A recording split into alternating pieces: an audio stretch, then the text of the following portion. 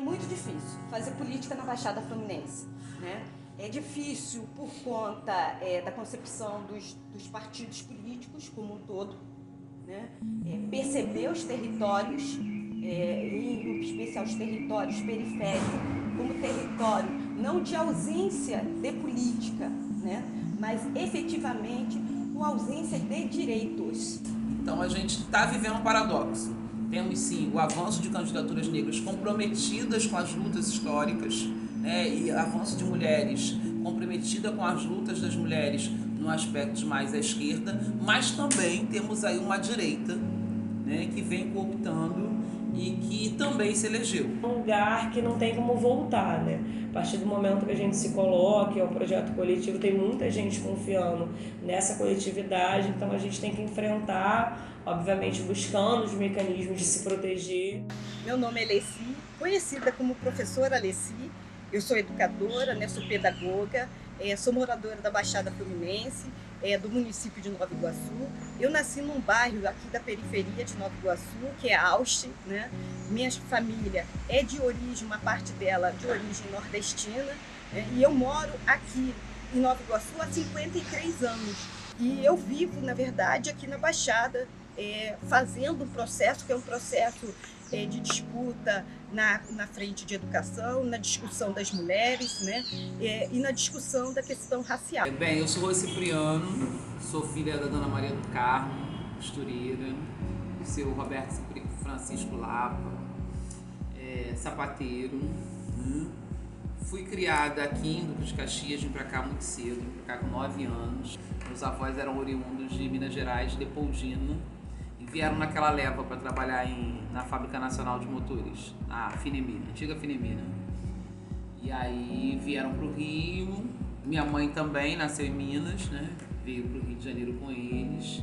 E aí a nossa família sempre foi criada aqui na Baixada Fluminense, em Duque de Caxias. Então, gente, eu sou Juliana Drummond, tenho 34 anos, sou mãe da Ana Júlia, professora de História da Rede Estadual, de São João de Meriti, então tenho uma vivência muito voltada para a Baixada Fluminense. Eu sou de São João, me formei em História na Rural de Nova Iguaçu, assumi a minha primeira matrícula na Rede Estadual em Caxias, a segunda na Ilha Grande, mas depois levei para Caxias também. Foram 3 eleições, né, na quais eu participei. Nós temos muita dificuldade, nós que somos candidatas mulheres, né, temos dificuldade tanto no interior dos partidos, da ocupação de espaço, mas também na sociedade, né, para sermos candidatos. Ainda mais uma candidatura majoritária, né? Nas eleições em que eu fui candidata a prefeita, e em especial na última, haviam 2 candidatas a prefeitas, né, num conjunto de 10 candidatos. Então, nós éramos as únicas 2 candidatas a prefeito. Então, tem sido muito difícil você fazer, eu acho que o conjunto das mulheres mesmo, serem figuras públicas, né, se colocarem nesse patamar de disputar efetivamente as eleições. Hoje eu sou formada em matemática, muita gente pensa que eu sou formada em pedagogia ou história, mas eu sou formada em matemática, trabalho com educação especial. Então, um pouco da minha trajetória, né? Trabalho com educação especial, passei pelo pré-vestibular para negros e carentes. Eu costumo dizer que ter passado pelo PVNC foi o diferencial na minha visão de mundo. Entender por que da necessidade de ter um pré-vestibular para negros carentes, entender o que é ser um jovem, uma jovem negra moradora de Duque de Caxias, por que a gente não acessava determinados espaços. Então fez muita diferença até para a militância. Então foi muito por um acaso, né? Ser candidata pela primeira vez foi tipo assim, a gente viu todos os candidatos que fizeram campanha para a direita e aí não tinha candidato a partir de 2014. Falou, já que não tem candidato, você é militante, você já tem uma referência na cidade. Então, por que você não se lança candidato em 2014 a deputado estadual para representar o partido e a cidade no estado? E aí, em 2014, eu me lancei candidata pela primeira vez. Muito como uma ação militante, né? Aí me lanço candidata pela primeira vez. Vem um diálogo também com a própria categoria, né? O partido solicitou isso, se lance candidata, mas eu tinha uma preocupação com a minha militância da cidade, não parecer um trampolim. Olha que loucura. É difícil, porque ser candidato na Baixada é muito difícil, né? A gente está num território muito árido, né? Uma população que necessita do básico. Então, efetivamente, a gente disputa com uma velha tradição de troca de voto, de favores. E isso está colocado ao ser os candidatas. E para nós, mulheres, como um elemento, porque a gente tem um conjunto também da nossa população que identifica as candidaturas femininas com uma certa não posicionamento, né, mais de combativo, e as candidaturas masculinas com essa certa combatividade, né? Então acho que o primeiro desafio é ser uma militante de esquerda nesse território. Ser uma militante de esquerda nesse território, ser uma mulher negra, isso também a gente avalia que é um processo de desconstrução, porque nunca nos veio nesse lugar, né? Nesse lugar. Eu já tive experiências de pessoas que comentaram comigo que quando eu apareço na televisão, ter referências falando que, olha, ela é filha do demônio, que mulher horrorosa. Então, assim, ainda tem muito arraigado esse preconceito, esse racismo com a figura das mulheres negras. A gente vê isso como um desafio. Essa questão de estar nesse território em que o fisiologismo, né, ainda é muito grande. A gente sabe que a gente está nesse território que a questão da venda do voto impacta, né, que os contratos, né, servem como moeda de troca. Então você romper com essa política também é algo muito difícil. Eu passei por algumas situações de violência política, desde ameaças, as pessoas estavam na minha campanha na rua, e de candidatos mesmo orientarem a sua militância a ser totalmente agressivo comigo na rua, uma postura que talvez, eu tenho quase certeza, não aconteceria com um candidato homem de esquerda ou com uma outra candidata que eles soubessem que teriam que prestar conta para uma outra liderança que vem antes dela.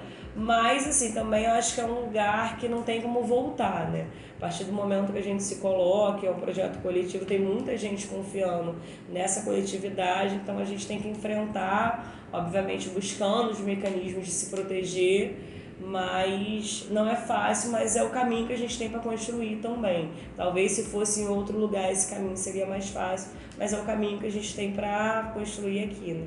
Na Baixada a terra é árida, mas também dá fruto. A emissora de televisão CNN Brasil fez uma investigação com base nos dados da prestação parcial de contas dos partidos e candidatos apresentados ao Tribunal Superior Eleitoral. O resultado: descobriu-se que candidaturas negras de vários partidos políticos recebiam menos recursos orçamentários do que as candidaturas brancas. Dos partidos de esquerda, o PT financiou mais candidaturas brancas do que negras.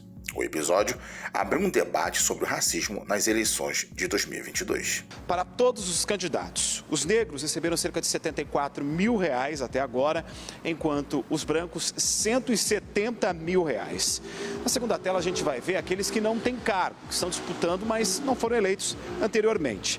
R$62 mil a valor médio para os candidatos negros, enquanto R$129 mil para os candidatos brancos. O repasse médio para aqueles que tentam a eleição é um valor muito superior. Dessa vez, os candidatos pretos têm R$805 mil de valores médios e brancos R$772 mil. Lembrando que nessa conta está entrando o valor do fundo partidário, está quase R$1 bilhão, 984 milhões, e mais R$4,9 bilhões, que corresponde ao fundo eleitoral. Nós procuramos o advogado criminalista Bruno Cândido, candidato a deputado estadual e nascido em Nilópolis, que levou várias candidaturas negras à sede do Tribunal Regional Eleitoral no centro da cidade do Rio, para um ato denunciando essa diferença orçamentária e racista. Isso rompe a nossa capacidade de construir a nossa autonomia.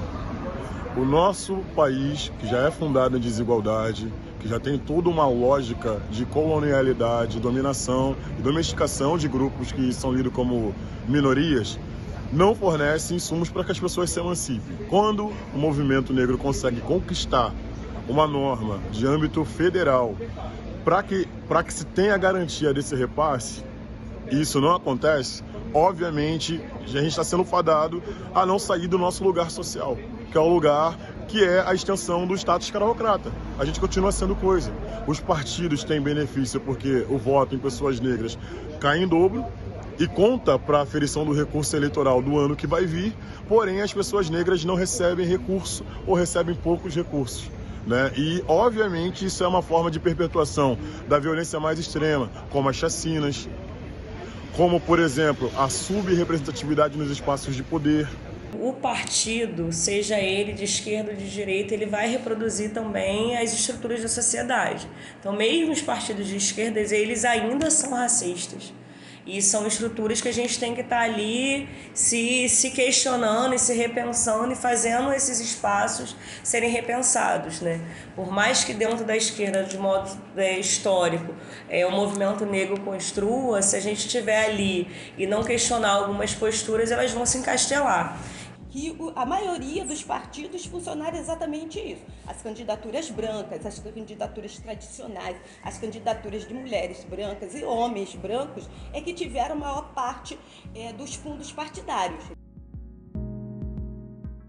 Então, acho que é um avanço a gente ter candidaturas de negros e negras cada vez mais candidaturas, mais fortalecidas, mas a gente precisa avançar ainda mais nas estruturas partidárias, onde esses negros e negras também sejam protagonistas. A gente fala muito do avanço de mulheres negras na política, e esse avanço não tem que ser só na quantidade de candidatos. A gente precisa de mulheres negras nas executivas de partidos, a gente precisa de mulheres negras na presidência de partidos. Esse elemento do racismo, a gente consegue dialogar, mas eu fico imaginando em partidos aí no campo mais à direita, né, mais conservadores, o quanto que isso não é penoso, né? Também isso não é colocado. Então, assim, nós estamos numa dificuldade muito grande, porque esse racismo ele adentra os espaços partidários e normalmente você fica utilizando aquilo que são desculpas, né, que podem ser